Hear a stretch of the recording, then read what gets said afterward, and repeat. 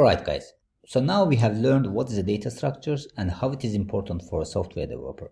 Now in this video, let's see what different types of data structures that we have. The data structures can be broadly grouped into two basic types that includes primitive data structures and non-primitive data structures. These groups are on the base of either predefined in the programming language or defined by the user. The data structures that are built in the programming language itself, which are available for the programmer, are referred as primitive data structures. The most common primitive data structures are integer, float, characters, and boolean. They are included in almost all programming languages. So I have included definition of these data structures in the resource section of this lecture. Another type of data structure is non-primitive data structures. So they are also referred as user-defined data structures. Non-primitive data structures are derived from the primitive data structures by combining two or more primitive data structures together. These data structures can be divided as linear data structures and nonlinear data structures. So what is a linear data structure? In linear data structures, the items are arranged in memory in linear sequential manner, and they can be either static or dynamic. In static linear structures, sizes and structures associated with memory locations are fixed at a compile time. But in dynamic structures, associated memory locations change.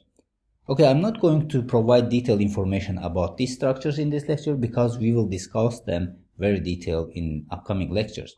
Now here, you just need to know that static data structure is an array and the dynamic data structures can be linked list, stack, and queue.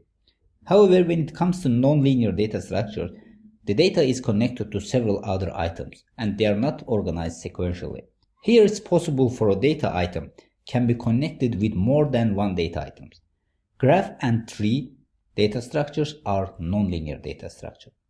So as you can see, we have various types of data structures, and you might be wondering, why do we need so many different types of data structure?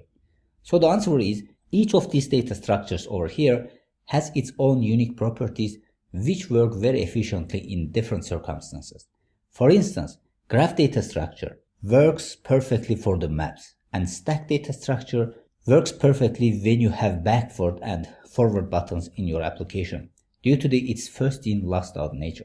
So hopefully now you have an idea of different types of data structures. So in this lecture I've tried to explain you different types of data structures. So generally we have learned that we have two types of data structures, which are primitive data structures and non-primitive data structures. Primitive data structures are built in any programming language, and non-primitive data structures are defined by the developers. So non-primitive can be linear and non-linear, and linear data structures can be divided into static and then dynamic. So these are all informations you need to know about types of data structures. Now in the next lecture, we are going to look at different types of algorithms. Let's look at what different types of algorithms that we have in programming languages. So see you in the next lecture.